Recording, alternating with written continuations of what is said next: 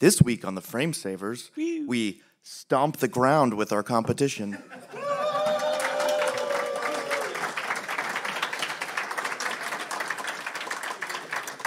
So this is episode We Do Not Know of the Frame Savers. If you are new to us, we are a retro video game podcast that focuses on speedrunning. Speedrunning is a hobby where we try to beat video games as quickly as possible using whatever glitches, tricks, and stratagems we have available. And we are... I love that stratagem. We are now live at SGDQ 2018. Very exciting to be doing a panel here.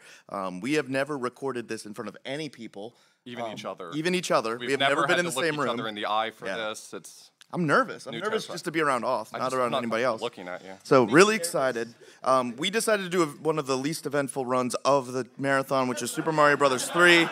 And so we wanted to see if we, give ourselves a challenge and try and make this thing interesting somehow. So we are joined by GrandPooBear and MitchFlowerPower. So really excited about that. Welcome, guys. Thanks for coming on. Woo! Yeah. We're excited. Pooh has never been on the podcast, so he's nervous. But yeah, this is. I think I've been on the podcast more than you. Yeah. Yeah, that's awesome.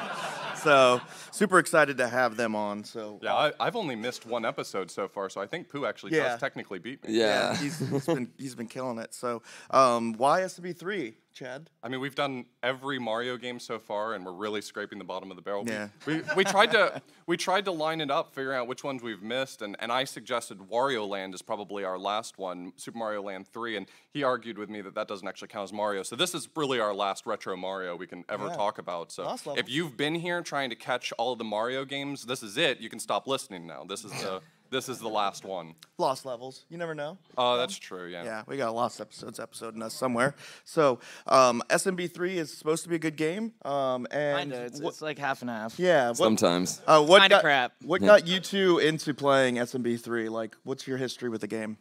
I watched some, and I didn't believe it was possible to play like that. So then whenever I tried it, it was the most amazing feeling ever. It's a fantastic game. Yeah, I mean, SMB3 was my first speedrun game, and the reason I picked it up is because for my first speedrun game, I figured, well, I'm just going to pick my favorite game of all time because I can play that over and over again. And, yeah, I mean, I wouldn't say it's my favorite anymore, but...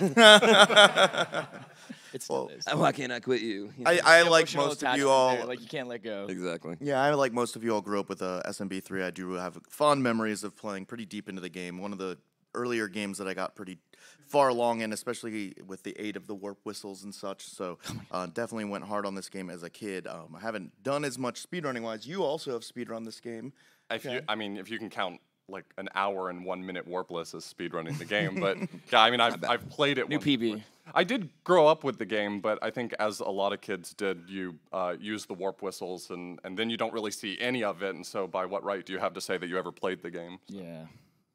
Yeah, okay, that's fair. So we're gonna go ahead and take a quick break. Somebody somewhere will listen to some fresh music, and then Auth's gonna kick us off just talking about this game. Right on. I'm not sure how that break's gonna play out, but we'll figure it out for our version of it. So, all right. I'm used to breaks, man. Yeah, I know. It's all. I'm still worried about Brian. I'm still just making sure he can edit this thing. All right, it's all paced out for him. So. Super Mario Brothers 3 was developed by Nintendo R&D for the NES. They were the team that was responsible for the vast majority of the Mario games, the Zelda games. Pretty much the only mainline Nintendo titles that they weren't responsible for were like the Metroid games, because those were Gunpei Yokoi over in R&D 2.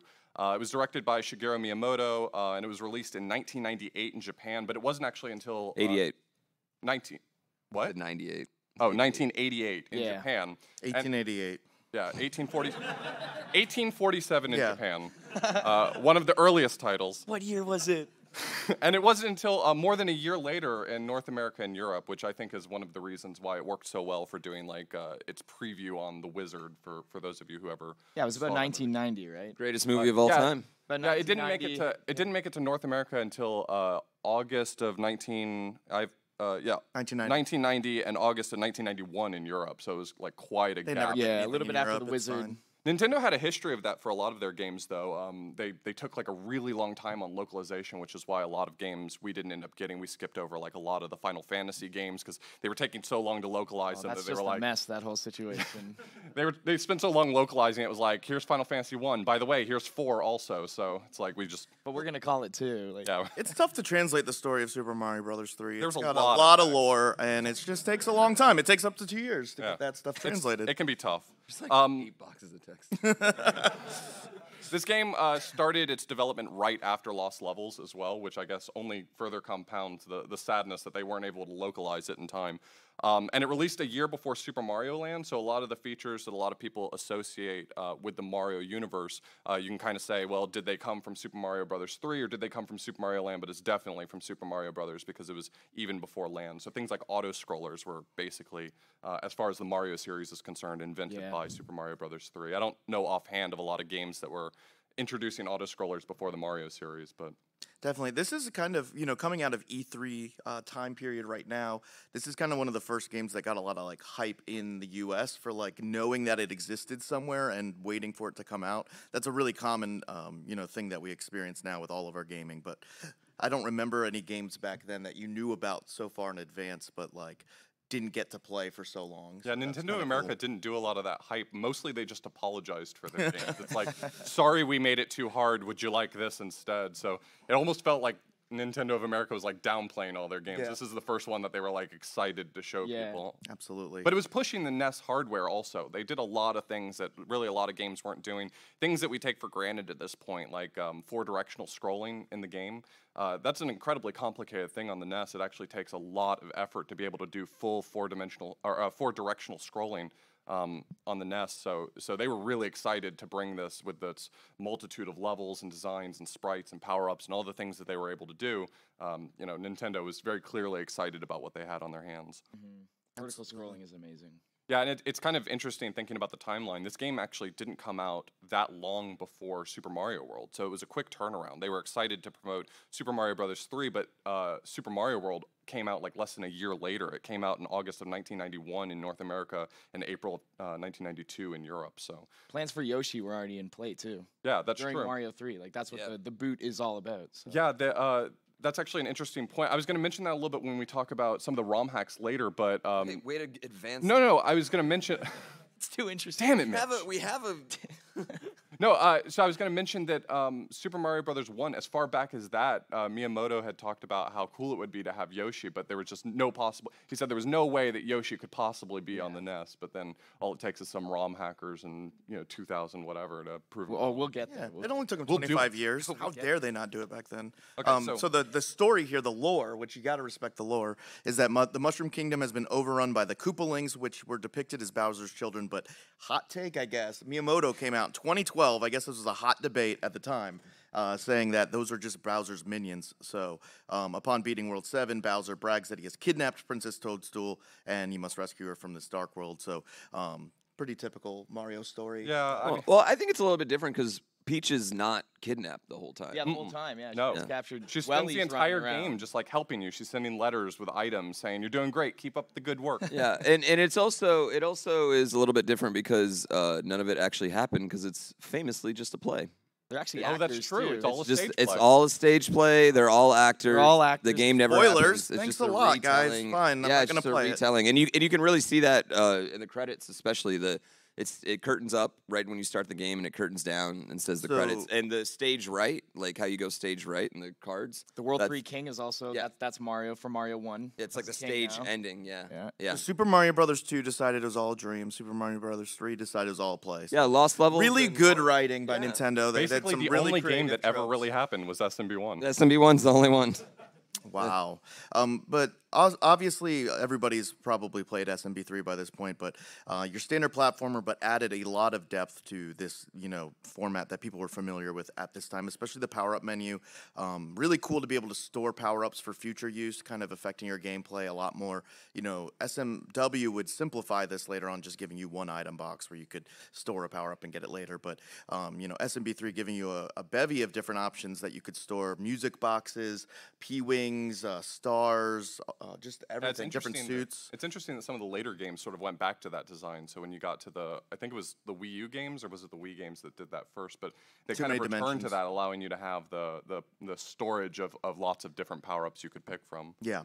And also added some, new things like fortresses, airships, 8 full worlds. It introduced the overworld map, which is, pretty similar to the way SMW tackled, being able to switch between levels, having branching paths. So really cool, awesome changes there. Do you want to speak to some of just the power-ups that were changed? Yeah. So one of the things about SMB3, and one of the things that we like to talk about with these major franchises is which games are sort of introducing the new concepts that went ahead and went forward. So when you think about a Mario game, you think about this really careful delineation between its power-ups. I think one of the things that makes Mario games really interesting is that every game can break down its power-ups into 2 types. It's attack power-ups and movement power-ups. And you can, if you sort of think on every single Mario game, with the exception of some of the modern ones that introduced sort of more gimmicky power-ups, every single game had basically 2 power-ups. It had the attack power-up, which is almost always a fire flower, and it had some sort of movement power-up. So in Super Mario World, that might have been the cape feather. In Super Mario Land 2, that might have been the bunny ears. In some of the Wii games, that was the propeller hat. But this was the introduction of that with the Tanuki leaf, or the super leaf and the Tanuki suit, and having that ability to fly with the tail. And whether or not that's necessarily useful for the speedrun, this is the game that introduced that concept. So introducing the concept of having a power-up that was specifically dedicated just to flight and movement. Also introduced a number of characters that we're used to now. We talked about with Super Mario Brothers 2, the introduction of things like Birdo and Shy Guys, characters that are now mainstays in the Super Mario universe. This is the game that introduced the Koopalings for the first time, and it also introduced Boom Boom, the mid-boss that kind of disappeared for such a long time. But with the modernization of the series, they were trying to kind of bring back all of those things, and so some nostalgia. We see Boom Boom again much later. One of my favorite parts of the GDQ run. Gotta love Boom Boom. For better or for worse, I did a lot of research trying to figure out if there's another game, not necessarily just like a shmup or something like that, something in the platforming universe that introduced the idea of auto-scrollers. And I'm sure that there's something that came before it, but this game seems pretty well defined as the game that more or less invented auto-scrollers, or at least, if not, popularized them. So. And we all love them. So thanks. It was a bad idea. So much. I mean, one thing they should, a reason for the auto-scrollers, too, is to make artificial level length and artificial level difficulty, because the whole experience gets longer. Yeah, because Super Mario Bros. 3 levels are really famously small. They're not that big, and you can see it when you're speedrunning. They go really quick, 15, 20 seconds at a time. And the auto-scrollers were introduced specifically to extend those levels out and make you feel like these are the really big, beastly long levels. That the take shortest a long one time. is about 50 seconds, right? Yeah, So 15 seconds compared to 50 seconds really. I always feel like I stand alone in defense of auto-scrollers because they're hell for speedrunning, but in terms of like actual level design, it can be very interesting because just by slowing down a level or forcing a certain pace, you can really change the difficulty of an otherwise very simple level. I mean, that vertical auto-scroller in SMB3 where you're kind of jumping up the clouds all the way to the top, that level would be nothing if it weren't for the auto-scroller, but sort of forcing you to be stuck on screen with enemies that moving are platforms up and down. And you start panicking and Yeah, I mean, it serves 2 purposes. One, like you said, it sticks you on that screen with enemies that you're forced to deal with. You can't just run to the right of the screen and avoid them. It also builds up a bit of the suspense for the levels. I mean, I think SMB3 does a good job of that with the shift in music on the airships to kind of give you an epic feeling of, oh, here's, something that's bigger than a normal level. We're going to go fight a boss. And so, the auto-scroller can kind of make that tension build over that time, which I think is cool. There are a lot of actually scrapped ideas in this game that you were able to research and find. Yeah, so the number one that seems strange to me, I'd love to see what it looked like, but apparently the game was originally artistically designed to be in sort of an isometric top-down view. Thank goodness they didn't do that. No kidding. What a goof. Like, what was happening? They were like, well, let's make Zelda 2 a platformer and we'll make Mario 3 let's make Snake Rattle Roll the SMB3 edition. Yeah, apparently the checkerboard pattern that you see in a lot of forts was sort of a holdout from that. They were using that to allow you to sort of visually see where you would land. That's what the checkerboard pattern was designed for. But as with I always a lot wondered of that too. It was such a weird design. It's what are you doing there? Yeah, it's a strange design choice because it's sort of like visually busy. When you see it, you're like, that doesn't really fit very well, but it makes sense in that context. But I guess they sort of moved away from it. I don't know if it was because the art was difficult, but one thing that I saw was they said that playtesters thought that it made it a lot more difficult to figure out where they were going to land because of that isometric view. Sure. Yeah. Good choice. Good choice. Kind of glad that got scrapped. Also, the mini games were going to be hosted by a variety of characters. So obviously, Toad is the host of most of the mini games that you see. Oh, cool! The card game and the what do you call the sliding power-ups, trying to line it up, the slot machine, basically. Yeah, they're all like matchmaking games, essentially. You just have to match a bunch of stuff. Yeah. But there were apparently going to be a lot of different games, things like rolling dice and stuff like that. But it was going to be hosted by Koopa Troopa and a Hammer Brother. You can actually see their sprites still in. So it's gonna be like Mario Party. More or less, yeah. Awesome. So there were going to be a lot of different mini games, and they were going to be hosted by a variety of characters. Cool. There were going to be wild cards in the Spade game. That seems like a really small change, but apparently one of the difficulties that they had was randomly adding wild cards into the Spade game. So basically, the way it would work is if you picked one card and you picked the wild card, it would always match that. And if you picked 2 wild cards, it would give you like 20 coins. But one of the issues they had was that randomly assigning wild cards could sometimes make the Spade game uncompletable, and so they just scrapped the idea entirely. Okay. That's really cool. There's also 15 unused levels on the cart, which is really cool, just to think of all that content. I mean, this game is not a small game by any stretch of the imagination. I mean, do you know how many levels there are total? It's about 90-something. Yeah. Wow. I mean, that's like a huge That's game. more than Super Mario World. That's actually a lot. That's more than I thought it was. Yeah. Yeah, I mean, there's a lot. Yeah, Super Mario World only has 74 levels, so that's considerably larger. I mean, obviously a difference in size between the SMW on SNES and SMB3 on NES. Yeah, but still, this was such an ambitious game for the time. I mean, to have a game with close to 100 levels in it that also has this type of graphics, this type of power-up system, all these mini games. It's just it's got a wide variety of just gameplay that wasn't really something you experienced up until this point on the NES, I feel like. For sure, yeah, and the 15 unused levels on the cartridge were in various states of completion. Some of them had, all the enemies set where they were going to go and were more or less completable. Some of them were just a few platforms with sort of a rough idea sketched out. Yeah, you can see where they got ideas from other levels Right. using those levels. So it's really cool to see the transition. 9 of them are actually included on the randomizer too. On the SMB3 randomizer, they put them back really in. good. Yeah, on Fred that, Kaufman has yeah. made a SMB3 randomizer that's pretty awesome, and he incorporated some of those. Yeah, it's always super fun to like your first time playing that, and you're like, "What the heck is this level?"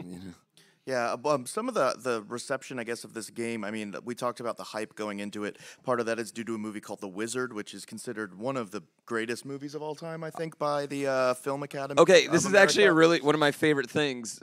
Up until recently, I believe, Mitch has never seen The Wizard. No. Cujo had never seen The Wizard, Yeah. and Karua had never seen The Wizard. Wow. Just put that out there. The 3 of the 4 people who have owned the Warpless record had never seen The It's Wizard. crazy that they were willing to even play the game until they had seen That's- such a movie sell it. Did you to do such like a high a viewing extent. party at last SGDQ or something? No, but it's. You watched it recently, right? I watched it recently. and California. Yeah, Did it live up to everything you expected? It did. Strangely, it wasn't so good. Yeah, it wasn't that bad. Like if you haven't seen it, you should watch it. I still think it's like, one of the best video game movies, whatever you want to call Sure. that, today. minus Like, the Double Dragon Yeah. scene. oh my god, if I you're think the It's Ninja not really Gaiden a hard legacy to live up to, though. Yeah.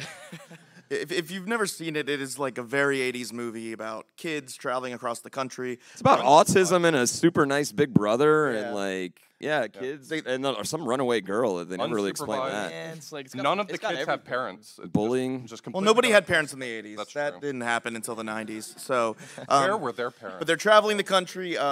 Fred Savage is in it. If you might know him from Wonder Years, I believe, and his little brother is autistic, but also super good at video games. And so you get to see him play Double Dragon, Ninja Gaiden, and I think there's a lot of pretty inaccurate video game things dropped in there, or at least non-interesting. Like he's like, I got the high score in Double Dragon, which is something nobody's ever tried to do. So congratulations. No, man, this is the 80s. It was all high scores. There were no was all speedrunning. high- okay. Yeah, it was all high scores back then. But it was like, I think the best part of that movie is when they sat there in the hotel and dialed the 1-900 power and Nintendo Power line. Yeah. Get all the And they're like sitting there talking for like 2 hours, and I'm like, Who is this paying is like, for yeah, this? who is paying for this hotel room and this 900 call? Because that's a big bill. The you 80s know? were such a different time. It was Yeah. great. I'm just assuming they didn't pay for that. and has They famously feed the hotel. They got it. it famously has the power glove scene where the guy wears it. It's He said so bad. And I mean, that guy was just a badass. He meant Nothing bad to meaning say good, about that. but Oh, yeah. it's bad meaning bad. That comment didn't it's- age well. So that was a weird situation where this piece of media, right, this movie, though it wasn't, exactly Gone with the Wind, was, pointing towards this video game release that was pretty, video games were still pretty newer, I guess, in terms of media and stuff. They weren't referenced in a lot of movies, and especially to be able to see gameplay of a game that had not come out in the States yet, but had come out in Japan was something that was really cool for a lot of, U.S. viewers that did add to that hype. Yeah, we've been and spoiled. delay. We've been spoiled with the Oh, internet yeah. age. You can just Yeah. see imports, and it's like you may not be able to get it yet, or you could just buy it. I've already but- beaten Halo Infinite, Yeah. and it hasn't even come out yet. So it's just amazing how it works nowadays. You don't even need to buy the games. Yeah, one thing about the Wizard too is that's how I mean, because I watched it before the game even came out, but I knew that the warp whistle was up there because of the Wizard, Yep. and that's kind of like a spoiler hindsight, like backseat gaming for me. That movie did. Absolutely. If only you'd known. And this game obviously received nearly universal acclaim. Reviewers of the time gave it usually 90% plus ratings. Some reviewers actually thought it was outclassed by some games like Sonic on the Genesis and SMW on the NES. You got to remember this came out in the US only a year before, I guess. Yeah, there was SMW? a huge turnaround as well. Like if you look at reviews from right before Super Mario World and Genesis and Sonic had come out, a lot of reviewers were saying this is better than those games. This is way better. This is completely beating them. And then fast forward like 1 year later, when people had really sat down with Super Mario World and Sonic, and they're like, "Oh no, SMB3 doesn't quite live up." So they couldn't quite make up their mind. But if you look at the reviews of the time, I mean, we're talking about reviewers across the board saying 95%, 97%. Yeah, IGN, their last top 100 games of all time, ranked at #1. Just saying. Wow. Wow. Just throwing that out. It's tough because, there should have been that several-year gap to let it breathe before SMW came out, and we just weren't given that here in the States. I think in Japan it's probably, viewed within video game history a little bit more properly because they had a gap. Yeah, in we're still between going the strong games. with it. I think though, like you got to keep in mind like the times of like 1990, 91. It was very different. It's not like. What do I want to say? Not everyone just got the new console, Right. or even were aware that new consoles were coming Absolutely. out. And even in America, like the Super Nintendo didn't roll out to it was major cities at first. But they were having a hard And then- time with it. They were having to Yeah. run news articles to convince parents to buy the Super Nintendo Yeah. because they said, "We've already got a Nintendo. already- What do yeah. we need a new machine for?" We've had Nintendo for 7 years, Right. and now you want us to buy a new one? Unbelievable. No, but they version. were maybe for sure. justifiably upset. I Yeah. mean, parents who had invested hundreds of dollars Yeah. in the Nintendo and games for it are suddenly being told, "Well, your kids are going to want this new machine that's a few $100s." It has no backwards compatibility, Exactly. and now well, why did we buy all these games now? It wasn't established in I was terms a of that Sega kid market. anyway. It was a hard turnover, and I think a lot of the NES titles, right toward the end of the NES life cycle, were doing a really great job of sort of giving people a reason to still own the old hardware. Some of the biggest absolutely. titles right before the Super Nintendo came out were doing a compelling job of convincing people, you didn't waste your money on this investment. Here's some games for you while you're waiting to finally. Oh invest in yeah, the Super and they kept Nintendo. releasing NES games for another 2 years after the Super Nintendo. I think came out Wario's anyways. Woods was the last 94. one in '94. Yeah. I was about to make Mario Mario's 3 Woods Sorry. joke, and Oh. now it's ruined. Thanks a lot. Sorry. Podcast canceled. So they did remake this game a lot. It came out in All Stars. Super Mario All Stars on the Super Nintendo had, yeah, that A it did. worse It version. felt that way at the time. I mean, like you say, there was a delay, and like a lot of people didn't get SNES till later and such like that. I got it pretty much around release, and so I remember when All Stars was released. I think it did feel a bit strange that these games had gotten remade, considering. I mean, I did grow up playing 1, 2, and 3 all on my NES, but it was like. I mean, there was no precedent for how long do you wait to remake a game, but it does feel like 2 years is. Could have also Little. been, It's a long time. trying to produce some quality Mario content for their brand new console. This would have Giving been people a before. little bit of like consolation. You bought a new It console. was a good idea. Yeah, I mean, Oh, when for was sure. It was when was definitely when was way more convenient. when was Yoshi's Island? That would have been after '93, right? That's like '94. Yoshi's Island was pretty late in the life. Yeah. Yeah, so I mean, they had produced Mario World and they were kind of sitting on it for a while. It's They not probably, a Mario game. Yeah, okay, that's It's a Yoshi game. sure. But what I'm take. saying is that they had all of these games sitting around, and from what I can tell, I mean, I'm not personally involved in it, but from what I can tell, it doesn't seem like it's a terribly hard transition to to take a game for the NES and make the changes necessary to turn it into a SNES game. It at least seems like it's the case that it shares a lot of the content in common, just because of the fact that a lot of the games that were remade for Super Mario All-Stars actually have a lot of the glitches that were present in the original. And some, like maybe even more, right? Exactly.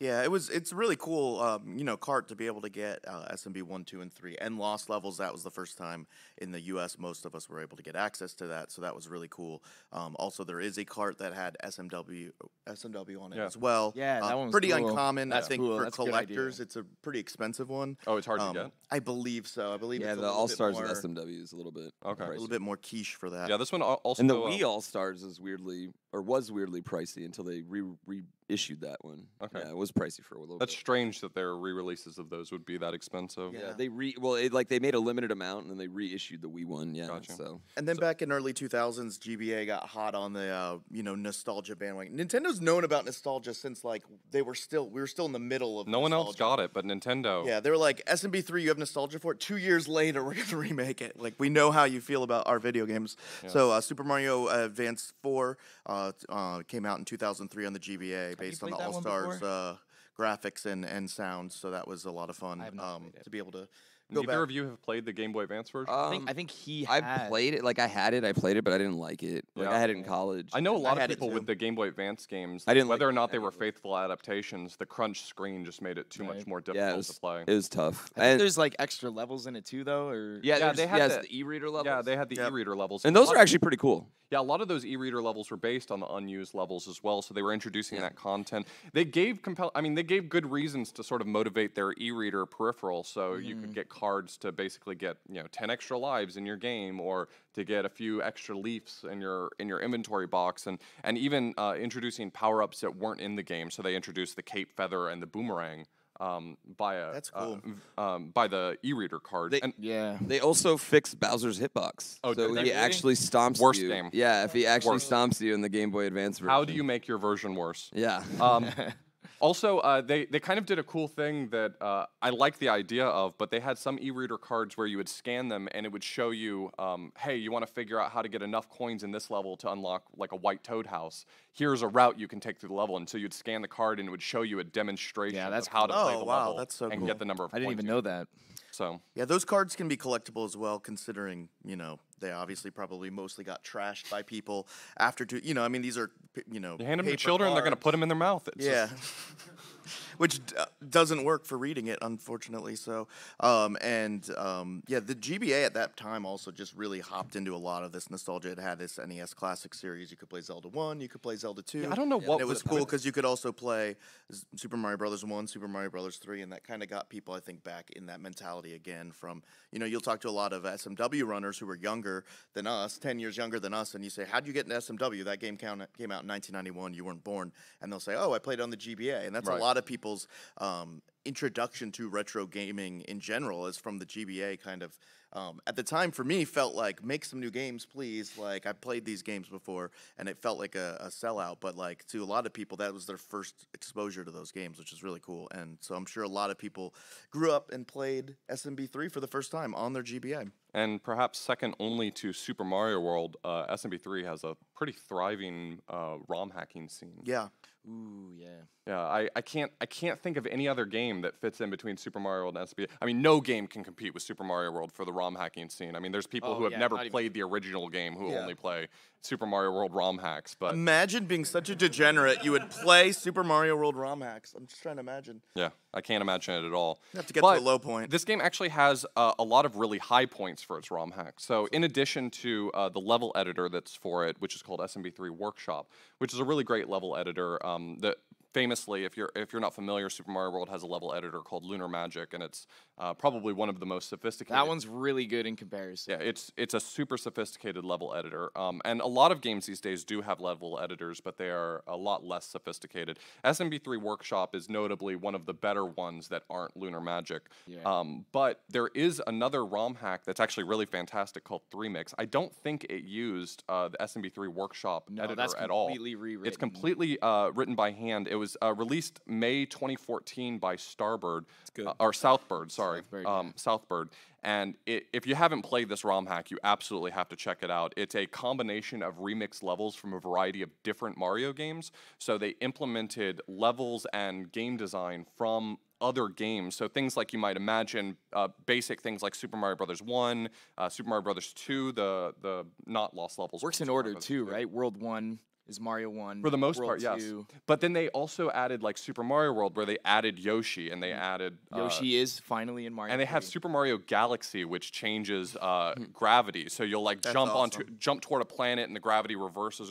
It's really, really. Why would you need that when Yonoi 2's out, though? That's true. That's a No, it is like definitely if you've never seen 3 Mix, you should totally check it out or play it yourself. It's not a Kaizo hack either. It's something anyone can It's play. very playable. It's a lot of fun. It's super Power ups fun. too. They got the penguin suit. Yep. And it's Yep. it's really crazy. It just it will blow your mind that can run on an NES. Oh Yeah, yeah. It's fantastic, and it's also got a lot of extra content, compelling to play a lot of, because if you find all the coins, you unlock an extra world. Yeah, they have the comet challenges from Galaxy where you go back and replay all the worlds and like I don't want to spoil it all, but it's It's a worth full a play. game. please play it. If you've never played it, it's worth a play. But one of the things that's really great about the ROM hacking scene for this is that there's been a lot of work done on Kaizo hacks. So I think your hack is I mean, I don't think that there's a lot of SMB3 hacks I can think of that don't fall into Kaizo. I mean, most of the time people get into ROM hacking for the purpose of developing a bigger and greater challenge. So. Yeah, exactly. I mean, that's usually the case even for SMW. I think there are more standard, easier ROM hacks for SMW, but still, the majority of the community seems to be focused towards making the game. Well, as bad as it difficult, sounds, challenging. there's a lot more to do in Super Mario Yeah. World. Mario 3 is pretty like that's all you get. Sure. You can throw up and spin jump and do all this stuff in Super Mario World. You can't do that in Mario 3. Yeah. Sure. Right, Yeah, so- if we could just throw shells up, we'd have a lot more variety. But I mean, Yeah. but with that being said, like the Kaizo SMB3 hacks are really great. Doesn't mean we can't be creative, you know? Yeah, I mean, like Kaizo, I mean, Barbarian's Kamikaze World is one that I would point to of just being super awesome and creative. And Obidus, one's, yeah, Obidus one's fantastic. Yeah, his Kaizo SMB3 hack. And that's the which, one that you played here, right? You Yep. played GDQ. Yep, I think remember that. 2016. Okay. I think. Yeah. It's fantastic. Yeah. Yeah, it was awesome. It was an awesome run. To wrap up, I mean, shout out to Obidus one who actually passed away a month before. Right. A month before he got to see him run that game. Yeah, too, so. yeah. Yeah. So. It's tough times, but it's good. Yeah. Yeah, it's a great hack. Yep. Yeah. Absolutely. To wrap up just this intro section, I think, and about the history and such, I think also this is a lot of people's first exposure to TASs. I know for me personally, like I'd seen the SMB3 TAS, and I remember it had gotten fairly viral. This is like 10 years ago or so, and but most people didn't understand what a TAS was, and so they were like expecting that somebody had actually done this, and it's this perfect run. We didn't So know when- it was a task. I know when I found out that it was fake, I was like, like these people and they're cheating, like not understanding that a task had a specific purpose and stuff like that. But it was the first time I had ever really seen a speed run of a video game was seeing that SMB3 task, which was a really cool experience, I think. Yeah. I think we can go ahead and get into the speedrun discussion. Yeah, let's. Before Get that, I gritty. do want to kind of ask some questions about the race that happened, though. Oh. Because the race happened yesterday, right? Did anybody go to the race? Anybody see it? Okay. So unfortunately, it sounds like nobody was able to make it to the race. But if you missed it, we learned a lot about the character GrandPooBear. I don't know why I'm getting credit, man. Mitch Yeah. is the one who. Mitch Oh, is I'm the not stand giving you guy for positive. it, Yeah. No, let me finish. I'm getting way too much credit for screwing everything up. Like, So when Vince McMahon called you and told you he wanted you to go heel, what was that call like? you know what's funny is I've been talking to my chat for like the last 2 GDQ runs I've had. I'm like, man, I really want to go full heel this Yeah. run. I'm such a huge wrestling fan, so I was like, I want to go full heel, and like this was totally my opportunity finally. So glad it could happen. You got All me, you had to man. do got was me. not look like you felt emotions about it. I Just- know. I just could just. cackle. I Yeah. could. You needed to not look like you were upset about it, but I think that was natural. I think did you feel like you used this opportunity just to set up a guaranteed rematch at a future GDQ? Because you're like, I could learn a whole new game, sure, or I could sabotage this run. Yeah, let's and then keep I this don't have going. to. Yeah. I don't think either one of us. I think both of us were really looking forward to new challenges. I want to say. And I think we'll probably explore those at least for the next few months. But I I don't think I'm gonna be able to like sleep well at night until I get to do this again at a major GDQ. Wait until you see what we do next time, though. Yeah. Wow. Yeah. Okay. That just was, it was a good race. If you missed it, there were some technical difficulties, but you got to see a lot of the cool tricks. It was entertaining for sure. There's a lot of fun. Great commentary by Oglib and who else was on the couch? Cujo. And just a good all around time. Good sportsmanship by both Mitch and Pooh. Mitch got to show off. You got to show off the Forever Darkness Peach. Yeah. Never to be saved. I mean, you got to show off a whole different category of the run you didn't even know you were going to be doing. Cujo got to play a level. I mean, it was definitely a lot of really cool stuff was going on. So, I mean, I liked it more than just a standard SMB3 race personally. But I'm going to let you go ahead and kick off this speedrun discussion. So one thing that we like to do when we talk about the speedrun is just give you a quick overview of some of the categories that are up here. I picked all of the mainline categories, and I picked one notable not mainline category. So just a quick overview of the categories. We have any % no wrong warp, which is the any % category most of us have known forever. It's only changed. That's still in recent the history. official one to me. Thank you. Everyone, yeah. Yeah, it's not any % no wrong warp. The other one's any % with wrong warp. Get exactly. It right. Yeah. So any % no wrong warp. The world record is currently by Karua. Everyone loves Karua with 10 minutes, 45 seconds, and 383 thousandths. Warpless is MitchFlowerPower with a 50-55, and that only barely edges out Karua. He recently had the world record, and you took it from him a few months ago, right? It's not that. Yeah, it was about a month ago or something. March, I think. Yeah, not something. Yeah, I think speedrun.com has it like 3 months ago. Wow. I'm just throwing out a month here. Speedrun in life. I can't even remember. Yeah, no, but I actually think you're right. I think speedrun.com had it like 3 months ago. So yeah. And before that, Karua had like a stranglehold on the 4 main Yeah, for a long categories. time. So absolutely, when he got the break. ripped through the wall. When he got his PB, I think a lot of people were like, wow, I mean, those of us outside of the SMB3 scene were like, how much further could this really go? Well, I had to go 3 months straight to beat it. Exactly. It was tough. I mean, Karua didn't make it easy for you. No. Yeah. So we've also got 100%, which is also Karua. I mean, hold on, though. Wait, before we talk about this 100%, because we need to acknowledge the 100% deathless record by Horstad. Absolutely. Because, and just to also show you, like, how dominant Karua and Mitch are both of this game, but Karua's 100% record has a death in it, in 8-1. And he has to go back, get his power-ups again, and it's still faster than the number 2 run. Faster. 30 seconds faster than the number 2 run, which is deathless. Yeah, Karua, that just sort of goes to show the pronounced difference between Karua and normal human beings in a lot of ways. So. Do we have room to just bring him in? Do you mind? One of you mind leaving? Is that okay? I don't mind. Get in your Karua. Yeah. So that's an hour, 10 minutes, and 19 seconds. And I think a lot of people really appreciate 100% because it's the category that downplays what little true RNG there is in Super Mario Brothers 3. You really get to see much more of the game too. Absolutely. 100%. A lot of the interesting levels. Yeah, but there is RNG in 100%. You can you can lose like up to 20 seconds in World 5 just from Hammer Brother movements. Right. So for sure. Can't happen. So the any % category, so the one that does implement the wrong warp that was discovered, 2 years ago, something like that? Maybe a little bit longer than that. 2014, I think. Okay, so 4 this years is ago. this is a little bit longer than that.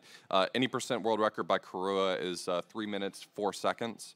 So that's a really good time. And then finally we have all forts, which the current world record is Mitch with a 45.52. Couldn't give it to your boy Pooh, at least for this I one. had it for a little bit. Yeah.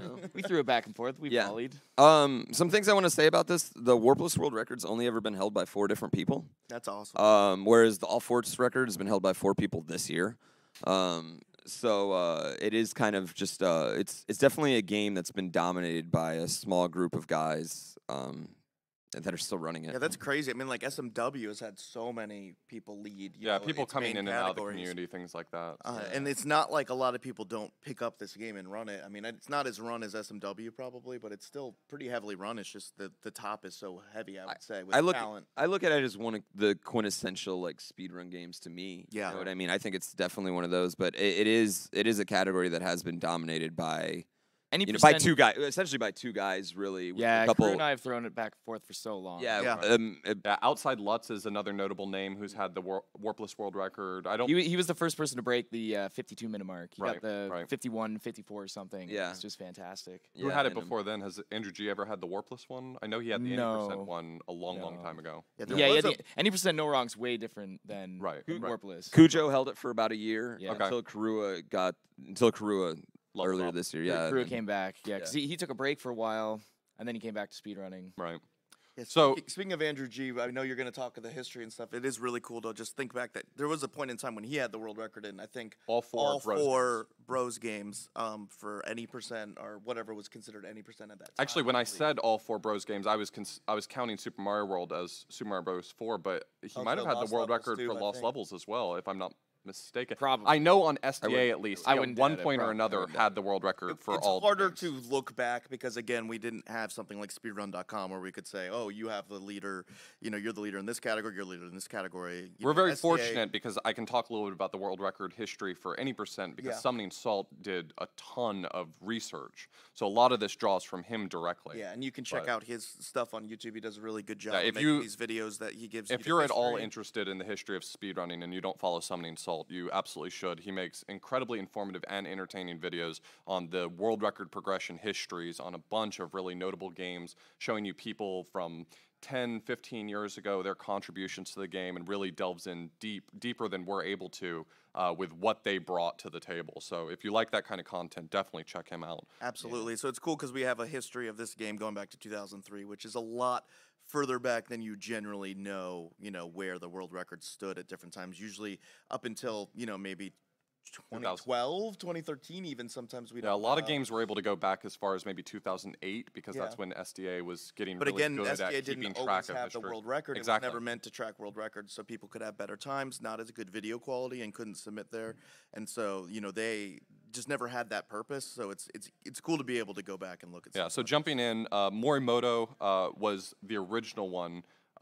This was any percent no wrong warp with 11 minutes and 3 seconds, and this was from mid-2003. And sort of the big story there is that for a long time that was considered to be the world record in this category, but as it turned out to be the case, it was a tool-assisted speedrun, which not a lot of people really knew what that meant at the time. A lot of people viewed that as being disingenuous, cheating about the run. Morimoto himself, notably, had never lied about it. He had posted the video on his website and had said that he had used tools in order to achieve this time. He was It's like an oversight. It's like nobody read that section. exactly. Right? People download the video, pass it around with the title, some guy beats Super Mario Brothers 3 in 11 minutes, and everyone just sort of took it on face value and felt really cheated when it turned out to be a tool assistant. Which was what I was referencing earlier. I mean, it's just the video went viral in a way that, people hadn't seen games speedrun before, let alone they would have no clue what a TAS is. So just to see someone playing, you think, oh, well, there's a human playing, obviously. You don't even know that there are programs that could help you do these sort of things. So it was definitely a lot of people's introduction to speedrunning, but also I think that was kind of a universal reaction of like, oh, so they didn't even do it. It's kind of funny now just looking at that. Like 1103 is kind of like just a good time. Well, like a it also good happened to time. be. It also happened to be on the Japanese version, which has the really Yeah, it's long a great intro time on for the every Japanese single version. level. That would have been like a 1050 something. Right. That was on the American. Absolutely. Okay, well, I'm stupid. No, but I mean, that's the thing, though, is that a lot of people viewed that as being such a great time and didn't realize that, he was just making a tool-assisted super play, in his opinion. It wasn't really, I'm not even certain that, in his view, it was necessarily trying to illustrate the best possible time the game could be. It was just trying to show how you could play the game the best possible. Yeah. I mean, like, notably in the some of the auto scrollers, he would just keep jumping between enemies, getting like an infinite chain of 1-ups because he was just showing off. Oh yeah. It's barely even possible, but for humans to do that. Right. So after that was sort of discovered to be a tool-assisted speedrun, once everyone decided to just use Google Translate back in 2003 to figure out that was Ask Jeeves is what you're thinking. sorry, Ask Jeeves. Yeah. Babelfish. Anyway, so Richard Ureta was the next one. In 2004, had produced an 11-minute, 14-second time on the U.S. version, so the NTSCU version, which is still a really impressive time, for that era. And it wasn't actually until we got all the way down to, after 2009 that anyone was able to finally cut the mark of the Morimoto run. And so there were a lot of runs in a row. We had Freezy Man with an 11:07 in 2007. Andrew G had the world record. He worked for a really long time and beat the world record by Freezy Man in 2009 with an 11:06. And it wasn't until Freezy Man came back with brand new strats much later that he produced a 10-minute 53. So finally toppling the old Morimoto run that some people believe to be the world record. Yeah, it was crazy. He had lesser times than that before he officially submitted. He had like a 10:54, 10:55, 10:56, but he wasn't happy. And then he achieved that time, and it was insane. Nice. It was a good time. And so the next ones on this list are pretty much all Mitch going forward. Who's that? MitchFlowerPower. I heard of him. Me. That's me. Oh, Mitch. So Power Flower. Mitch was setting records before I even knew what speedrunning was, man. So in Mitch Hammer 2013, and Mitch can probably fill in some of the details, in 2013 you got a 1051 and then a 1050 when you discovered that VC, Virtual Console, actually, because of its difference in frame rate, wasn't able to produce the runs you probably deserved at the time. Oh, yeah, definitely. I used to race side by side with Freezy Man on like TVs and stuff, and I'd lose time in auto-scrollers, and I wouldn't understand why. That's because of the Nintendo. And now we know why that is. It was why. because the Virtual Console plays at a slower frame rate. It's 59.9 versus 60 point something. I remember I did one run where he beat me by a second, but realistically, if I was playing on the NES, I would have actually beat him by close to like 2 or something like that. Right. So. And so once you finally switched over to playing on the NES, that was a 1047. Oh yeah, it took me like 2 weeks. Yeah, It happened so fast after that. Everything not a whole story there. It's just like No. changing hardware. Let's go. Yeah. And now Karua with the 1045, right? Yeah. So after that, now Karua has a 1045. I'm not sure when how did that old happen? Recently, 2017. Yeah, it was. So Karua, like last year, just basically went after he got the 100%. He kind of just was like, I'm sweeping him. Yeah, he was doing like a retirement dive because he doesn't speedrun Mario 3 anymore. He's got no plans to come back. So I think he wanted to do what he wanted to get in all the games. So he just did it, and he's like, I'm out now. Yeah, he wanted that universal title belt. You know what I mean? And he achieved it, and it was like a really amazing thing to watch as him doing it. Just run through each category. I like that he got it because we've both had the four title. So it just goes to show that like anything's possible, man. It's not the one dominant all the time, but it's like you throw it back and forth. Yeah, and I will say he that deserved it. Yeah, the any% and the any% no wrong warp are getting tight. They're getting down there. And with a game that relies on, you save half a second if you just get in World 1 if your Hammer Brother moves once instead of twice. That saves you half a second. We're getting to the point where it's like you literally have to go for the 4 movements of 1. Sometimes, yeah. And any % no wrong warp with my skill, I feel like I can only save like 1.5 seconds. That's about it. That's what I can control. Yeah, and you also have to get a wall jump, which we talked about last night. It's Bowser's pixel Castle. perfect, frame perfect. You obviously heard Dwango talk about that. You have to get it in Bowser's Castle. It's timed because you have to keep your star for it, and then you got have one to chance. Then you have to get another clip as well, which is based off subpixels because you don't have P speed. So you're looking at a lot of just pure and you got to go over the hands. Yeah, you do that after your 12.5% chance. Yeah. So it's you not only have to play perfect, you have to get a very microscopic amount of. It's a nightmare. Yeah, it's of luck. Yeah, so it's a.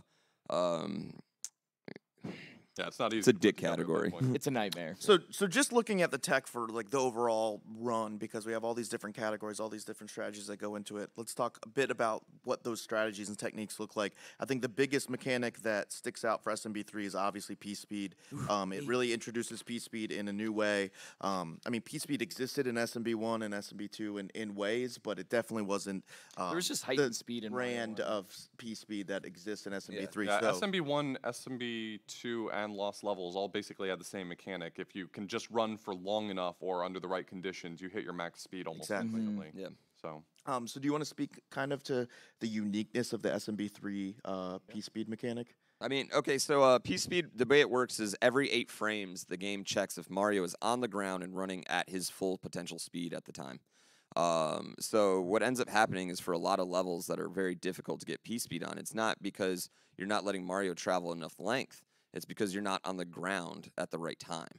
And that starts, once the level starts, that frame counter starts clicking off. So you look at it, 3-2 is a big one. I think the one that's really hard for me is Fort 4-2. in World 4, it's the second fort. You actually have to pause on the stair. Then the strat I do, you got to take a little pause, like a split-second pause, or your timing's all off, and you won't get P-speed at all. Like your meter just doesn't even move. It's kind of crazy how it works. But if you take this little pause, just a slight second, you get it, and it works. It's very strange. It's probably really only a problem in, I'd say, like 7 or 8 levels. But it is very important to know to understand how the P-speed meter works to be a high-level runner at this game for sure. Yeah, it's really interesting when you look at the practice hack or practice ROM. You know, whoever designed that, you know, these things are amazing. Dots are cool. Dots are cool. Made that one as well. You know, I think Fred and Dots actually. Yeah, I think Dots added to Fred. I actually messaged Fred Coughlin years ago and asked him to make me a practice ROM that would allow me to re-enter levels and to walk over levels. He was the one who made that for me. Yeah. Nice. And then Dots came behind and said, "Well, I've already conquered that mountain with the Super Mario World practice ROM. I'm gonna add all these extra features." Yeah. So. And actually, Mooing Lemur here just added a subpixel counter for us, which I'm nice. like really pumped about. Yeah. So it's something that you can visually see on the practice ROM, which is cool to be able to learn this P-speed mechanic and how to use it in the speedrun. You can even see it on Mitch's arm there. I don't think that doesn't actively move up and down, does it? I wish. Well, we're standing still right now. Yeah, so he never okay. Okay, cool. But it's definitely a mechanic that you need to master in order to speedrun this game properly. Yeah, and the practice ROM really helps put into visualization what you're doing wrong. Because I know for me, when I was learning the game, I would watch Mitch's video and I'd just be like, I'm doing the same thing, you know, and but it leaves a dot on the screen on the level where the P meter was being checked. So you can actually see whether or not you're hitting all of those marks on the places you want them to be. It uses different colors, I believe. Yeah, it uses green to show when it advanced, yellow when it stayed still, and red for when it went down. And so it gives you a really great visual indicator for whether or not the P meter is being checked at the times you think it is. Where you're making the mistake that you're using losing that, P you get so good so fast. Yeah. You learn so much in such a quick. Yeah, that was really the getting that practice card was the thing that pushed me from scrub to for sure slightly less of a scrub. There's tier 1 players in SMB3, and it's Mitch and Karua and Akujo in my opinion, and Chuck probably I'd put him up there. It's a handful. Yeah, it's a handful. And then and Horstad too. Horstad too. Yeah. So there's the tier 1, and then the rest of us are all in tier 2. ESPN Power Rankings. Yeah, no, totally, 100%. You know. Yeah, I think the introduction. They've also all been playing. They've also all been playing for years and years and years and years. You know what I mean? It's not a game that I haven't seen them put it down. Like they all just keep going. I can't let go. Yeah, it's like I think because of the RNG, isn't like the RNG kind of keeps sucking. Yeah, you're always like constantly gambling your skill. Yeah, because that's a part of what can make it addicting too. Is like you never officially play as well as you know you can. Like it's no matter what you do, there's always time to save in this game because you could I do that same run but get one less hammer, brother, baby. That's 15 seconds. You know, like yeah. There's definitely a lot. We talk about this a decent bit. There's a lot of credit that should go to the testers and the people who design tools like this. Because I think, you know, especially at an event like this, that can be very runner centric. You look and you see the runners up on stage. You say, look at how good they are. Look how hard they push this game. But there's people like Dots are cool behind the scenes. There's testers behind the scenes, finding these strats, finding tools that you can go and practice. Look at the link to the past practice ROM and how much better people have gotten at that game since that came out. That SMW one really revolutionized that speed game. I mean, there's no way people would have gotten a 122 That's one of the things we try to focus on this podcast is that speedrunning is like the collective effort of all the people behind the scenes. Yeah. You know, I don't deserve half of my world records if I don't give credit to the, you know, people who routed the game, who glitched hunt the game, who gave me the tools that were allowing me to get better at the game, even going as far back as, you know, I have a Nokitech Game Saver on my Super Nintendo. I owe that thing a hell of a lot of credit for me being able to get as good as I am at any Super Nintendo game. And to that, he said Tampa, like we really have to shout out Lord Tampa and Lord Tom. Yeah. Those guys they made Mario 3 amazing. Yeah. Like showed us things that nobody thought were even possible, helped us do RTA strats. Those guys are and if you go to like any Mario 3 speedrun stream, chances are Tampa will be in there and just like answering questions. Like you don't even have to be in a Mario 3 stream. Just say something about Mario 3 and he'll get summoned. He'll just come out of nowhere. He like appears like a wizard. His internet like just starts flashing. And he's signal goes up. He is the encyclopedia. Like if there's something I don't know, we go to him. Not that he knows everything. We're still discovering things all the time, but he doesn't know everything RTA wise, but he knows everything about the game and how it's passed and you know how much time you have, how many frames you're saving, where's the pixels, all that stuff, the important stuff. Yeah, I always love when I say something that's wrong and Tampa's like, well, actually, in my chat. And it's not just Super Mario Brothers 3. Tampa's the same guy who came behind and helped me get good at Legend of Zelda 1 to get. I mean, he follows a lot of games and teaches. Zeldas and Donkey Kongs. Yeah. Like, I think he said his Donkey Kong task took him like 8 years or something. When I was speedrunning 1 to Gamelon, he would send me a message after every single PB with a list of timestamps for places I could improve my struts. Like, this is who Tampa is. How do I get him involved in my speed games? Play a Zelda game. I cheated and did 1 to Gamelon. Yeah, Tampa's great and like an incredibly nice human being. I've never met him in real life. What makes him so good is he's interested in the progression of the game. Exactly. That's the most important thing to him. He wants to push it as far as possible. So he's trying to like lift our spirits and not be like, "Ha, I know more than you." He just wants everyone to be more knowledgeable. Yeah, it was never putting me down. It was always, you know, have you tried this here, or you don't get the backseat gaming feel from him. No, he's a pillar of the community in my opinion. Absolutely. So moving forward, just with some of the strats for the speedrun. So we talked about the P-speed mechanic. I think that's definitely the biggest aspect of this game that, you know, changes the whole Mario speedrunning formula for us. But let's go ahead and talk about some of the boss kills, I would say. I mean, the fire kill is really important.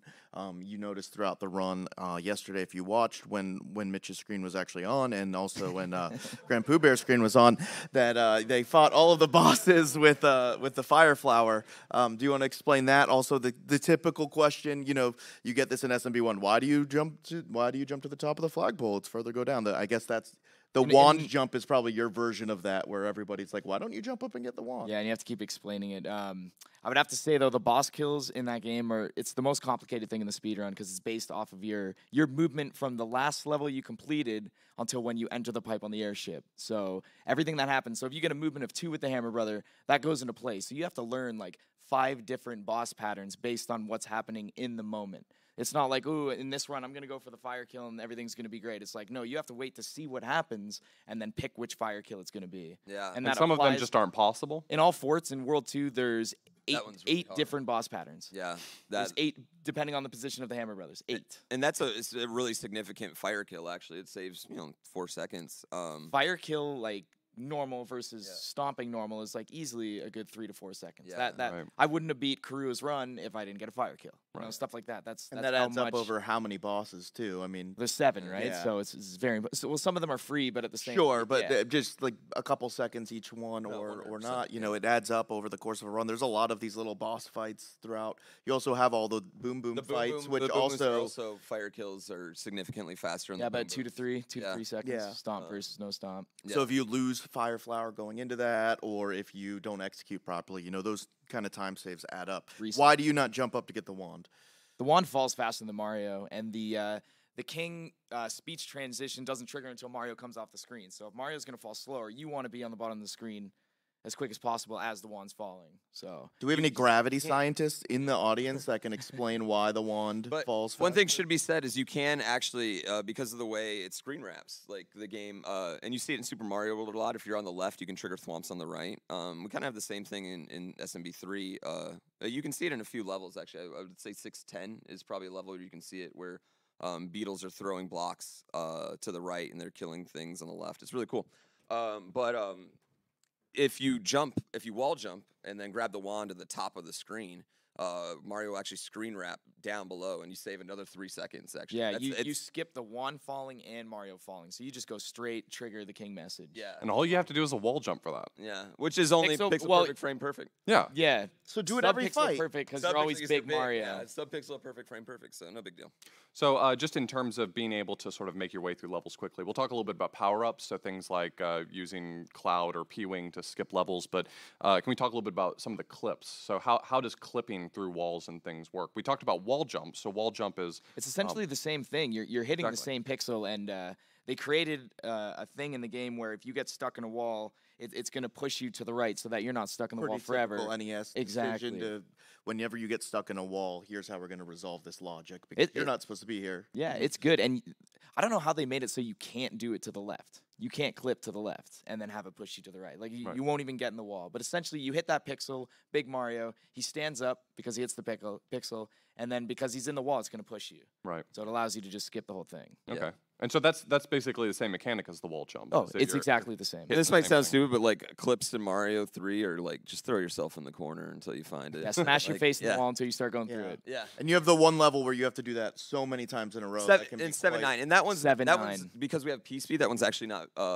pixel or subpixel dependent. That one's just you got to be good. But you do it so many times too. You have to do it 4 times. You know, essentially 4 times in a row, and you are hitting a pixel perfect spot. It is rather difficult. And there's not a good like visual marker for it. Whereas like the wall jump, we have a really good visual marker. There's this blue line that you jump off of, and you can generally hit the pixel over and over again. The same way in SMB1, they have a good visual marker. Right. For 7-9, there's just not a really hot visual marker. It's also 2/3 and you're going of the way through the run, so you got the pressure mounted. Yeah, you're 20 seconds ahead. You're like, yeah, you have P speed. You have P speed too, so things are just going really fast. Yeah, certain speed makes it easier. Yeah. If you have like lower than like, I think 20. I'm gonna say this wrong. Tom is gonna get mad, but it's like 20 something speed. If you have lower than that, like you won't clip. Right. It just like won't work. You have to have a certain amount of speed. So Right. You got to be able to push yourself far enough in for the game to, try to push you but out. don't be scared. They are so easy. Yeah. You literally don't do anything. You just jump into the wall. are those called P speed units? What are those called?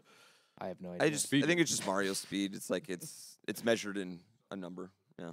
So, I mean, some of the levels, in addition to speed that, units. also have basically you enter the level and you see a wall there with a door in it, and you're supposed to go into the door to go into the level. But a lot of those levels you can also basically just P-wing over. And so there's a few of those throughout the run. That's actually why you would collect the P-wings for the most part. It's weird the way they built it. 7-1 you can't fly over, but 7-6 you can. But their intros are pretty much the same. Yeah. And It 7-4 makes you wonder, why did you put the roof in 7-6 but not in 7-1? I was wondering the same So thing. 7-4 you can fly over, but then they block you after that, and you can get one single life. Like just one up, and you have to waste a P-wing because you can't get P speed in it. Like and that one's silly. In 91, you wanted to find those hidden 1-ups and stuff. That was cool. You weren't trying to go so fast. It was a different time. Yeah. Even the pyramid has extra levels before you go in the pyramid. So if you clip, you actually soft lock. You can't fly back over or fly in there. It's really strange why they built these off-screen sections that nobody would ever see or even get to. Differently. And if you do get to it, you have to reset the console. Yeah. Or And I wait out the timer. I think though there are a lot of like stupid hidden secrets that you wouldn't like you talked about the white mushroom houses or the coin ships, which is something that most people literally just found on accident half the time and no idea why they triggered. Did you know that there's a life at the end of 3 too? I was going to fly up flying the up platform. top. Like, where does that even come from? There's this weird platform at the top of 3-2 that has no purpose at all. Like it's just there. And there's a lot of them. 610. You can fly up and get the P switch. The hammer suit. There's a hammer suit in 610. I mean, for a perspective of a casual player, like when you had the airships come up, you never knew when they were coming, right? Like, I mean, we know now that it's the score and your coin count and the coin chips. Coin chips. Yeah, the coin chips. But when you were a kid, it felt like, these things could just appear at random. Just felt. I had no idea how to work this. Yeah, that's like a really cool aspect. Now, obviously, speedrunning wise, you're like, I hate this, but as a casual coin player, chip was that's one a of lot those fun. things. It would happen to you. You tell your friend, but you wouldn't be able to recreate it. So Yeah, you're a crazy guy. Like people nobody wouldn't believe you. Yeah. That and the white mushroom houses, like people wouldn't believe me on it. I'm like, Yeah, no, the I white swear mushroom they're houses real. only appeared if you got exactly the right number of coins in a level, right? In one level of specific the levels. world, and people still are learning about the anchor. Yeah. They're like, what the heck is the anchor? I've never seen that before, right? Because you can only get it in those special levels, in those special white mushroom houses. Yeah, and it's completely dumb power up. Honestly, It does nothing. It just stops the airship. Yeah, from it keeps moving, the airship from moving. So if you die in the airship, but okay, so the game assumes that you're good enough to get the white mushroom houses, but you're gonna die in the airship. Like that makes no sense. It's one or the other. So, I mean, a lot of the routing of this game also utilizes the clouds and the hammers, obviously, for overworld movement. So we have that overworld screen that you're navigating to choose levels. The cloud lets you pass over one of your choice. If you die in the next level, you do have to go back previous to that, which is why it's so scary in the speedrun that if you die, now I have to go back and do an auto-scroller and then go back.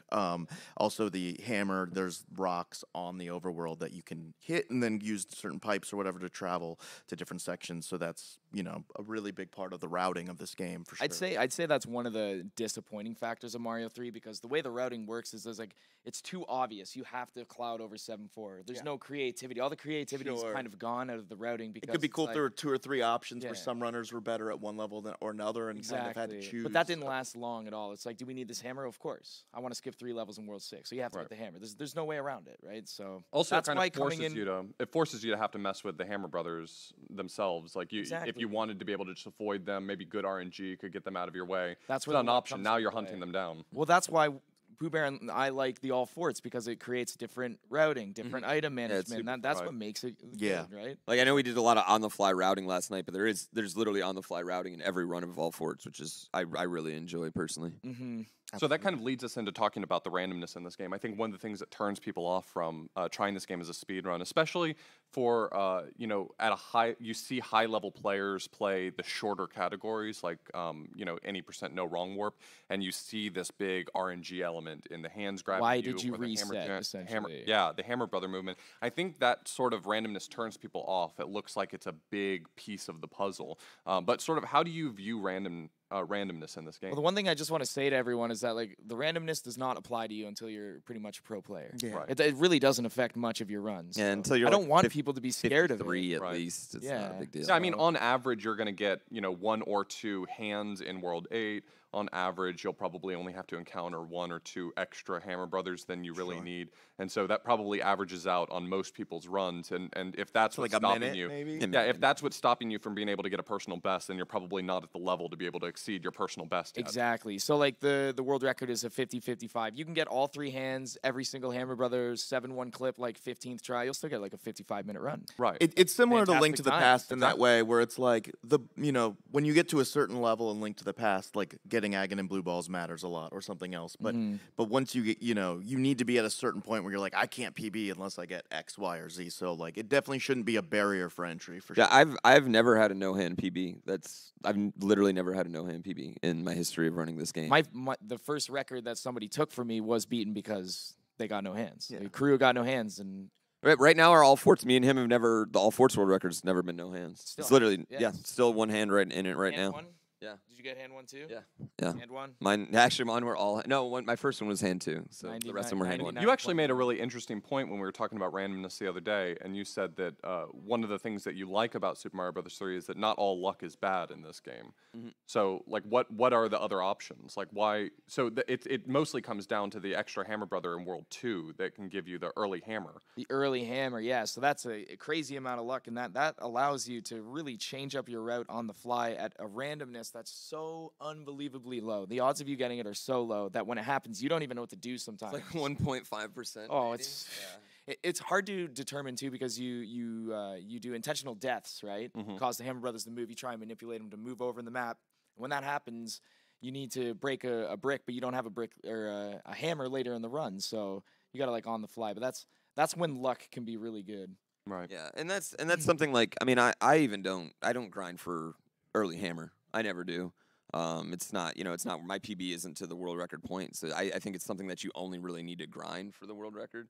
But man, I mean, the world record right now is almost close to that. Yeah, like, you almost need early hammer for warpless. Wow. But like, I mean, you can see it though. Like Darbian's current PB is early hammer, and it's the struggle for him to even get close to it right now again. Sure. You know what I mean? Yeah. And so it is like a blessing. Like you get that run, but man, it sucks running against that split. Like For sure. Yeah. For it's sure. rough. Yeah. Especially when you're like newer and not as ready. Like he's been running it a while. Yeah, And he's Darbian, so it makes sense. But like he hasn't been grinding it as long as other games where it's like, you know, now he has to really step up his game during any PB. Yeah, it's really hard to compete with a run that has early hammer because every time you finish World 2, you're at like a plus 50 seconds. Yeah. So you're looking at like a depressing splits the entire run. Yeah, absolutely. Yeah, and early hammer, I mean, like no death early hammer is significant time save, but even a 3 death early hammer is like 20 good. seconds. Yeah, it's You can about get 20 you seconds. can get the hammer after 2-3 and it's still good. Yeah. Though we call that early-ish hammer, and still good though. Yeah, Absolutely. There's also a some lot more common too. version differences as well. So, you know, not that anyone is actively speedrunning the Japanese version, to my knowledge. Maybe some people are out there doing it. But on top of just like the difference in like the intro to levels, you also have things like different level design specifically. So you were saying that some of the levels are actually different. Yeah, in World 5 Level 1 on the American cartridge, you just get the card right at the end, right? Like you jump down, you got the nippers there, you just run straight to the card. In the Japanese version, there's a pipe transition, right? And the reason they got rid of that is because you can glitch and break the game and get like an additional warp whistle. On the Japanese version, there's actually 4 warp whistles. In American, there's only 3. It's weird, but you got to like break the game to do it. Yeah. Okay. Yeah, the All-Stars version, what is it, 4-4? 4-4 is a little bit different. You start on the platform instead of starting on the water. Okay. It's a lot easier to jump off the Lakitu. The water's lower, too. Yeah, the water's lower. Yeah, you're not in the water initially, but that platform's there in the oh yeah, maybe it's SNES just version, but it's lower, above water. It's not the platform's higher. Yeah, because Something- the water's just under the platform's just underwater in the NES version. Exactly, Yeah. And that's the difference. So but- one of the biggest things is that in the Super Nintendo version, it says Mario Start every time you start a level, and you don't have that on the NES version. And yeah, it's almost and the same that's- in the Japanese version too. A closing and opening caption, where in the American it's only a closing. yeah. When you doesn't go have a from when you reopening. go from the overworld to the game, it sort of scrolls out to a black screen, and on the Japanese version, it sort of opens again from the black screen, whereas on the US version, it just flashes. And turns level. Every level is 1 second longer on the Japanese version. Right. So if you do 50 levels, that's 50 seconds long. Yeah, and that's the main reason why we run the US NES version is just because of going in and out of levels is simply faster. I think why a lot of Super Mario Brothers 3 runners prefer not to run the Super Nintendo version as well is because there's some pretty notable differences with the way the camera scrolls, and it can affect some things. That I Yes. don't know too much about, but Well, yeah, You know. because I started running on the Super Nintendo version, and so Mario All Stars kind of all based off Mario World camera and Mario World. sound effects. Yeah, all that stuff. exactly.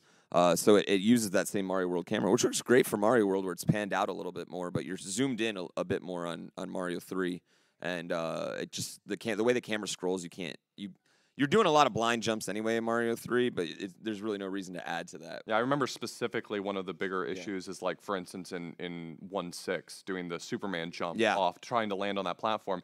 Because of the difference in the way the camera scrolls, that platform's actually at a slightly different position when you get there, so it's really easy to overshoot it. Yeah.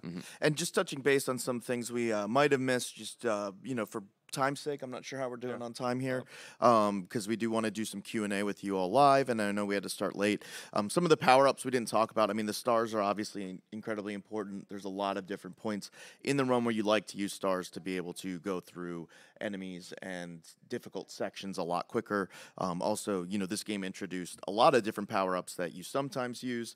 Obviously, Tanuki Suit, pretty popular. Frog Suit is very popular for Frog Percent. I think it's mandatory for that. Fun. But this game does have a lot of silly power. Yeah. The frog suit's so silly.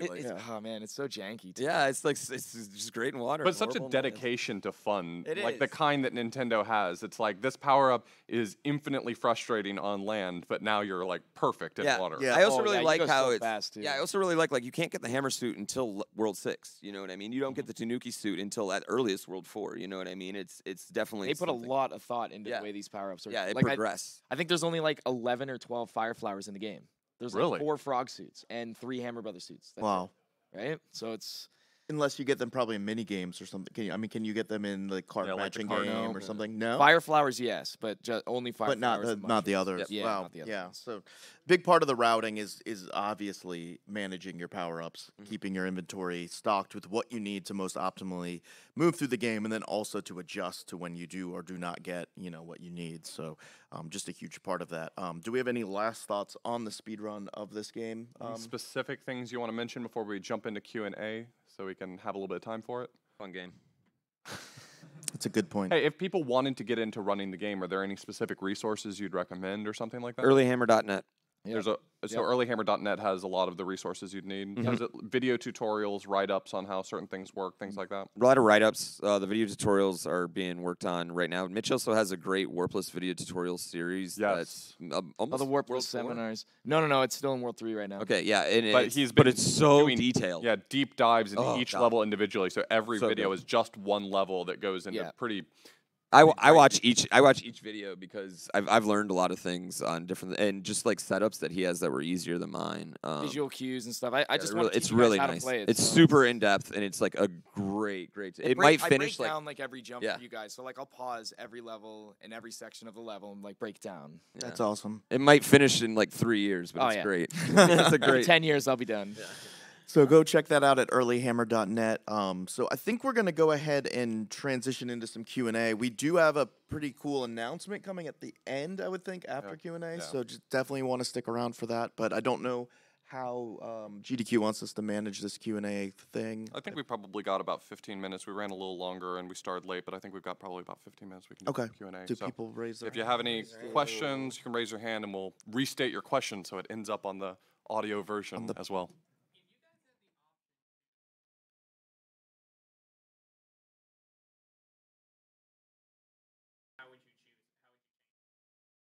I would pick 7-4. I'd change it so it's not an auto scroller, and so that we could use an item somewhere else in the run, so that we didn't have to always, like I was talking about. The routing is so one line. Like we can't do anything with the routing because of the way it works. So I would love to change 7-4. Yeah. Make it a side scroll, whatever works. But Anything to give it a little, to just advance a little the more routing, it freedom. would definitely be 7-4. So I'm not forced to do the same thing over and over again. Yeah, I mean, I would completely agree with 7-4. Just remove the second line of walls so we could just P-wing over it, and it gives us an excuse to kill another Hammer Brother too. Yeah. Yeah. 7-4 is not just a bad level; it's like the worst level in Mario history. Yeah. And I'd say there's like Mario 3 is a great level design, but there's about 4 really doo-doo levels in Mario 3 that are just horrible. 7-4 being one of them. Yeah. Poorly designed, just it's not fun. The Picador one, it's a hassle. 3-4. The one with no enemies, 7-4-1. That one's just dumb. Like you got to just fly your Tanuki suit. There's no way to know that unless. Yeah, you got to find. It's such a bad level. Yeah, you got to find this random P switch that's like hidden inside like 40 blocks. It's a really bad level. It's a Mario Maker style level. Yeah. Yeah. Like when people are like, "Oh, Picador's so stupid," I'm just like, dude, that was in Mario 3. Like I don't know what you want. So. Yeah. Why are you surprised? This goes way back. Yeah. Does anybody else have any questions from the back? So questions about Mario Brother 3's hitboxes. How do you feel about how they're handled? Poorly. They're out to get you. They're aware. Yeah. It's like if something's moving up and you're moving down, it's you pretty much got you're 70% accurate on getting the game to work the way it should. But it doesn't apply with cheaps. I mean, no, cheaps are like they're cheap. Yeah, they are cheaps. Yeah, exactly. Yeah. And I actually that's one of the reasons why fire kills became so huge on boss fights, because so often you would jump on a boss, it would jump up, and you'd lose your power up. You go right through them. You go right through them. It was kind of almost like not just because it was a time save, but because it literally just saved our run from having to reset often. So. Way safer. Yeah. For sure.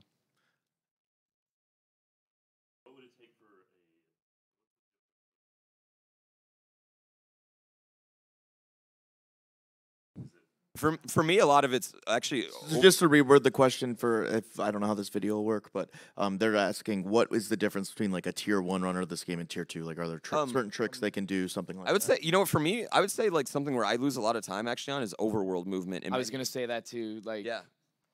And I don't know if you can look at our race last night even, and you can see Mitch gaining time in the overworld on me. Quite like moving and menuing movement too. Like I know exactly where every item is all the time, right? So tier 2 might be like, oh, is it 3 to the left, 3 to the right? What is it? And I'm always scoping, like when I know like where specific ones are gonna be, and then I'll scope out my menu. So I'm always thinking a menu ahead. So when I go in my menu, I'm thinking about where my next item is, so I can quickly get to it. But like even overworld movement, I bump like going down to the fort in World 1. For some reason, I bump left like every single time, and that's a half a second. That's just gone. Absolutely. If you do that 15 times in the run, which is pretty common. Yeah, that happens. Yeah, and so I mean, I'd say that's a real big difference between tier 2 players and tier 1 players. Yeah. It's just overworld movement, and in the warpless world record, I don't think I bumped once. Yeah, in the overworld map. And that's the difference between Exactly. high-level players is that we're not focusing on platforming. Like people can learn the platforming, but it's those minute details. When you talk about, I always go for like the single frame jump out of the pipe, and like you don't need to. You don't need the single frame out of the pipe, but I will always go for that. I will always try single frame jumps out of doors and stuff like that. And you don't need to, and you actually lose time if you go for it and don't get it right. Sure. those things boost you. I mean, it's exactly the same way with a Zelda game, for instance, A Link to the Past, or even Link's Awakening DX, where your menu's constantly moving around. The top level players know their menu without having to look at it. They know where they're moving things around and how it's going to get reordered. In A Link to the Past, as you acquire new items, not having to like try the menus, knowing exactly what inputs you have to do. Even when the menu like screws me over and I get different items at different times, you still like, for doing it for so long, it know how to adjust to the know, differences. I still know exactly where it all is. Also, just heads up, Q&A can be about any podcast thing or any video game thing. It doesn't have to just be SMB3. Ask Mitch and Pooh about, whatever's on your mind that you might have from yesterday. Or us. We're important too. No, we're not important. question. Okay, no, that's fine.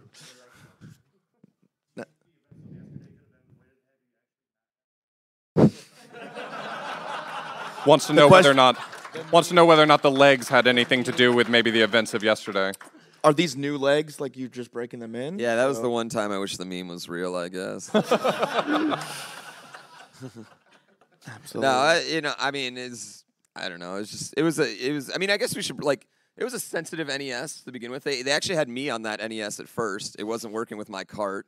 So they took it off, put me on a top loader.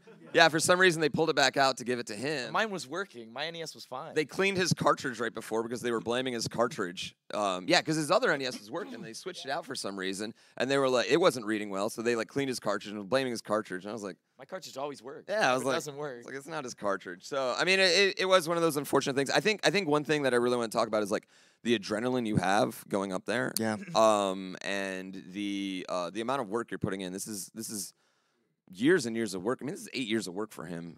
You know what I mean? And so it all kind of leads to this one little 40-minute match. And I won't lie, the adrenaline got a little bit of the best of me. And I mean, I was excited, you know what I mean? And I was emotional. I was having a great run. And it's just one of those things, you know. It was just an unfortunate thing. I really hope we get to do it again. Oh, yeah. Yeah, I really hope we get to do it again one day. Yeah. I think we're all rooting for that. It suddenly feels like a post-game interview. You know, I'm very sorry for the events of today. I was hoping we could do this interview beforehand. It could be a little bit more UFC, where you guys got in each other's faces, No, maybe this some worked posturing. out way better. Now that tried this that. We did can't work stop out better, smiling. but now that we got Yeah. that sad poo. We love you. Any other questions?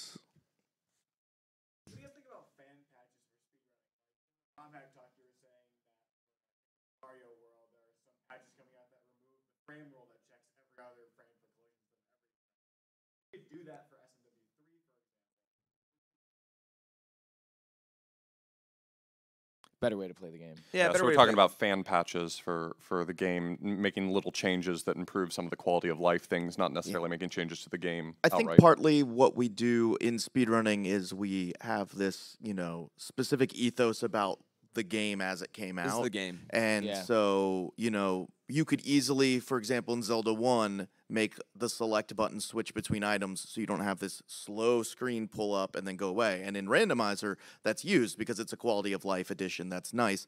But we still want to be speedrunning the actual game official. that came out that we all played. We all want to be on the same ground. We want you to be able to go to a store, buy a cartridge, put it in, and be able to speedrun. But what is cool about speedrunning, though, is it's a community-based thing. Sure. The entire community absolutely. sides on it. Yeah. Like, sure. Like, If all of a that might sudden everyone actually- was like, yeah, let's just use this hack with no hands. It's a great idea, guys. Like, Yeah. if everyone's decided, I mean, I would be staunchly against that.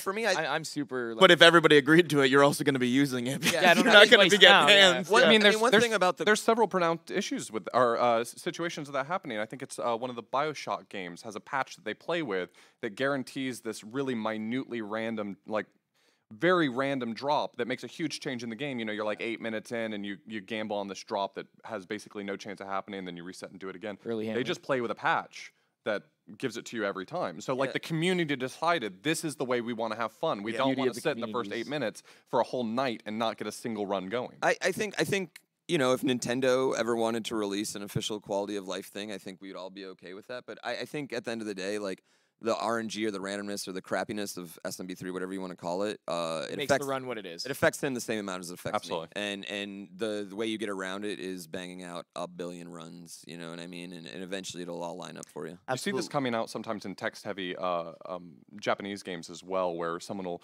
apply a translation patch and play on that, and you kind of have to talk them down. It's like, I know that you haven't really changed the game appreciably in any way, but you're playing on a patched version of the game, so that's really not an official speedrun. It does change timing things. Well, they have different rules too. They're allowed to use turbo controllers for It depends, for yeah. long games. Yeah, and I think that just, again, it's just like it's such a community-dependent thing, you know? We're all kind of policed by our own group of gamers that are, you know, the ones who actually care about it. There's not like an overarching speedrunning government that's you know, like Not a yet. rule set. No, but I mean, it's not like Smash or Dota or League or any of the other things. You know what I mean? It's very much all taken on an individual game-by-game basis and made up by the players to their whims and whatever the majority decides. I mean, like, man, in SMB3 Discord, man, we have beef all the time, man. We talk about stuff constantly, like. It gets heated in there sometimes. Yeah, It yeah. gets pretty heated because everyone's so passionate. We should allow about it, this. right? We shouldn't allow this. you People know? get very passionate about talking about category names, get very passionate about a lot of things I think you're all aware of. And I think there definitely is a bit more desire for purity when it comes to retro gaming that maybe doesn't exist in some modern gaming speedruns. That I think also just the fact that this game was released on a cart, a physical cart that never got an update online, that never got whatever. You know, with modern gaming, you know, you run into situations like Mario Odyssey where you're like, well, now the update's coming in. What do we do? It gets it more complicated. So I think patching things out for retro games is something that people like to shy away from for speedruns. But I think for quality of life, and if you want to learn the game fast, like I think there's nothing wrong with that as long as you don't submit it to a leaderboard. Yeah, yeah. Obviously. Is any? Let's do one last one.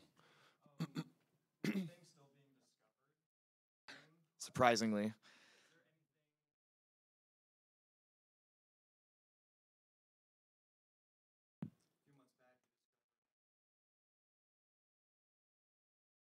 The overkill. Yeah, he did it. Yeah, last night. the overflow. Yeah. Yeah. This Currently, is right about now, open threads for theories in speedrunning going forward. Speedrunning Super Mario Bros. 3 going forward. Yeah. Currently, right now, there's like I'm kind of tapped out a little bit. The 7-4 clip. 2018 has been insane for tech and strats and stuff, and right now I got nothing. Yeah, I would say going on in that game. the 7-4 clip, not TAS, is like the holy grail for us. If but that was possible, Yeah. we'd save a cloud, right? Yeah. We'd be able to use clouds. it would be a huge time save if we could figure out a way to do that RTA. You know what I mean? And that's something that we think is, you know, currently impossible. The same way they used to think flagpole glitch was impossible. Yeah. RTA, Well, so- reminder, we can't see what we're doing. Yeah, in it's very hard because you have to clip in a spot that you can't see. It's an off-screen clip. You have to use P-wing. It's harder to use when you have feather. It's harder to clip when you have feather or leaf. Sorry, and so it's very difficult. But that is, I would say, that's our holy grail. That would be the still. one thing we would want. Yeah. Yeah, that's the one thing that, like, if someone could figure out a way for us to do that, that would change the whole game. And I'll do one more just because Rogue also answered. And second ever guest on the Frame Savers, Rogalink, had raised his hand. So. Okay.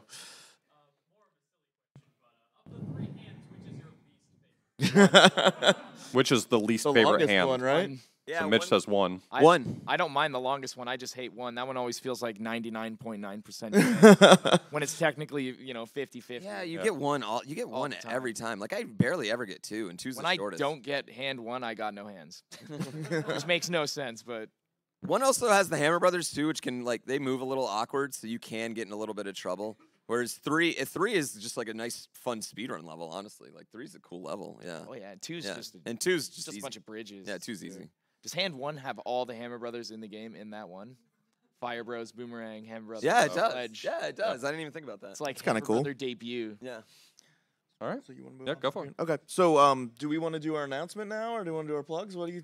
Yeah, so we did want to plug in the panel. So we have some new projects coming up with the Frame Savers, and one that we wanted to announce that's coming up pretty soon. For those of you who have been following along with us, we have a Twitch channel, and we'll talk about them in just a second. But on the weeks that we're recording, we've started streaming them live, which leaves us with weeks off in between.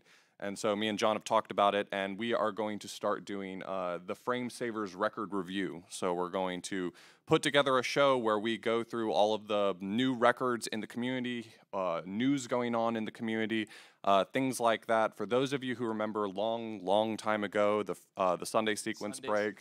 I think that left a big gap at the community, and you know, big shoes to fill with some of those names. But we're gonna try to do our lawyers have talked to Fiesel's lawyers. He seems okay with the situation.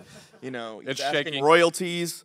No, but you know, we obviously touched base with him because he you know, they did an awesome job. It's something that we all loved. We felt a hole missing in the community, really, and so we just kind of wanted to fill that during those off weeks and kind of review some of the runs that had been, you know, notable from the last 2 weeks. So we're really excited to do that and, you know, get more content on the Frame Savers Twitch channel for y'all to watch. So if you want to watch that, that'll be on our Twitch channel, twitch.tv/theframesavers. You can find links to pretty much all of our social media. 8 p.m. on Sundays will be every week pretty much then. So like 8 p.m. Eastern for both episodes and this world record review. So you'll consistently know Sunday night, 8 p.m. Frame Savers content. Right, 8 p.m. Eastern. 8 p.m. Eastern. If you want to find links to any of these things, you can find it at www.theframesavers.com. You guys want to go ahead and plug your stuff? Check out the Warp World podcast and Warp World Historians. You can check that out at podcast.warp.world. That's with me and Jakku and Xwater. It's dope. We cover you know, new gaming news, not speedrunning. Yeah, the new Warp World. We cover Twitch and Twitch culture. And we also have Warp World Historians, which dives into the development of games as well. And that's hosted by Grand Keys and Xwater. And of course, check out all our streams and the Mario 3 community. Yeah, do it. MitchFlowerPower. It's me. That's all I got. Yeah, check out Mitch on YouTube and Twitch. Yeah. Right? I'm sure your YouTube's pretty active. Follow me on Instagram. On the IG. Twitters, the Facebook. The Snaps. Yeah, no, I don't do that one. Yeah. No, and Warp World, you know, we partnered together a lot. Like, we stole each other's podcast on, you know, April Fools. That was fun. I got presented an even worse idea for this April Fools, so we'll see if that happens. Oh, but, Christ.